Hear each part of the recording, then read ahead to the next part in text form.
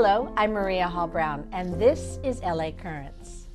Over 60 years of tackling tough issues and transforming lives. My guest today has witnessed it for over 25 years. I'm delighted to be joined by the Executive Director of the People Concern, John Maceri. Lovely to have you here. Thank you. It's nice to be here. That is a legacy of an organization in Los Angeles, working on some, how did the People Concern, which wasn't its original name, how did it actually come into being?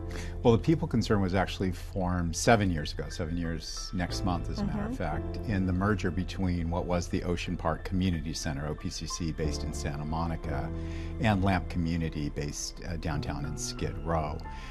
So this year, actually, the combined organization, we're celebrating the 60th anniversary of what was the Ocean Park Community Center. So we've been doing this work a very long time, and what a lot of people don't know is that Molly Lowry, the woman who founded Lamp Community, actually was the director at OPCC from 1976 to 84. Wow.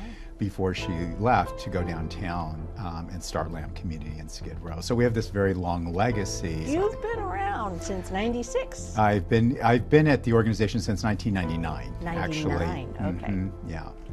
And you've seen a lot. Yes, yeah. It's the work has certainly changed. I mean, we've seen, of course, the increase in street homelessness. We've seen the rise in the opioid epidemic, fentanyl.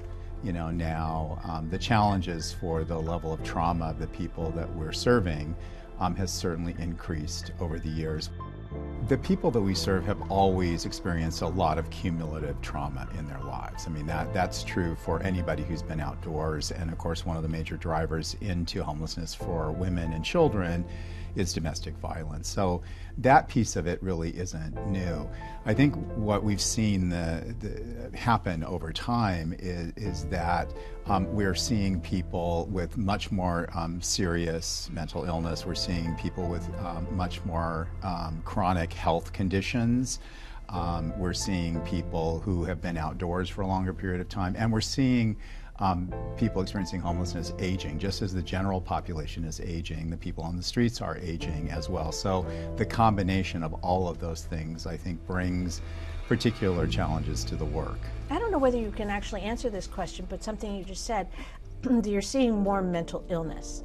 Is the mental illness drug related? Mental illness is usually a chemical imbalance in the brain. So that said, we know that a lot of people with mental illness also self-medicate. So you said earlier, people will use drugs or alcohol, and the proliferation of very highly addictive and cheap street drugs is available to folks on the street. And so if someone is experiencing schizophrenia, for instance, may use drugs or alcohol to modify their symptoms. The challenge is that when people sober up, the symptoms come back, and they usually come back with a vengeance. And so it becomes this sort of vicious cycle, as it were. And sometimes when we're working with people, it's not uncommon that they have co-occurring disorders, and sometimes it's difficult to know which came first, the mental illness or the substance addiction, because they're so intertwined. Okay, so the homeless count was just released as of when we're chatting right now. What has it told you? What have you seen from what the services you provide perspective? What it tells me is that we have a lot more work to do. Homelessness is an issue that responds to strategic and wise investments in resources. And what I mean by that, we've had a deficit of affordable housing for decades. That is a significant driver for people who cannot afford housing in Los Angeles. It's certainly a driver for people falling into homelessness, because the rents are increasing, wages are not keeping pace with the increase in rent. So that's a significant issue. We know that relentless engagement, moving people indoors. The mayor's Inside Safe initiative is a good example of really accelerating moving people indoors and then connecting them to permanent housing with wraparound services. So it's not just moving people into housing. Housing retention is really as important, probably more important than just housing people, because if people are moving moved indoors and they fall out of housing, we haven't done them any great favors. So those are sort of the four components, and I think what the numbers tell us is we need to double down on the things we know work, which is what I've described: relentless street engagement, some kind of temporary housing, or people are ready and units are available to move them into permanent housing as quickly as possible, and then wrap services around them so that they remain housed.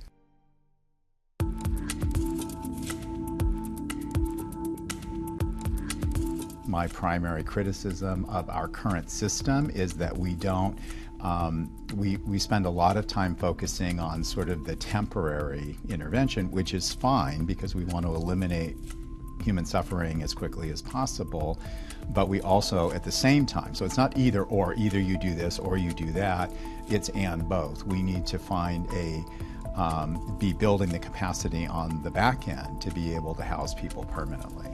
I think there are a few things that we could improve upon. One is, finding ways to create more permanent housing stock that doesn't just rely on building from the ground up. We do that through master leasing, for instance. There's been a lot of conversation about master leasing on motels for temporary and interim interventions, which is fine, but we do have private landlords and developers who are willing to make units available. All of those things together will bring more permanent units. To the issue that you raised about the mental health hospitals, we made a decision, in my opinion, one of the worst public policy decisions ever perpetuated on the American public, is that, we were sold a bill of goods that we were going to shut down mental institutions and we were going to build a robust community mental health system. Now that's based on the premise that most people living with mental illness, most people do very well in community-based settings. When they have adequate housing and they have adequate supports, they actually thrive.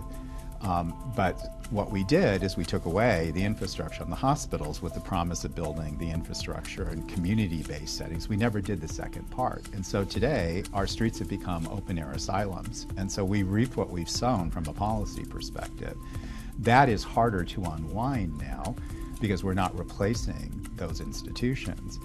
What we should be doing, though, is investing significantly in a community mental health system, in a robust system that provides easy access to care and treatment to people in real time. If we do that, then we will begin to see the reductions, of people living on the streets because they are shut out of care and don't have access. So if we do all of those things, we'll begin to see the impact in terms of street homelessness. Money is getting poured into this, and a lot of money has been spent on this entire tragedy. Money is just a tool. Right. Money is not a solution. Right. But are you feeling that it's going to help and that things will, in fact, get better? Are you an optimistic person at this moment in time? I am an optimist. I don't think you can do this work and not be optimistic. Homelessness responds to strategic, wise investments. By investing in permanent housing, the important work of relentless engagement and street outreach to create those bridges for people, in between, and, to really invest in care and treatment. I think it's important for anybody who's watching to understand that homelessness is not an intractable, unsolvable problem. That simply isn't true. We know exactly what to do. What we need is the resources, and we kind of need all the barriers to get out of the way and let us get the job done. If people want to learn about the people concerned, get involved, find out how they can help, what's the easiest, best way?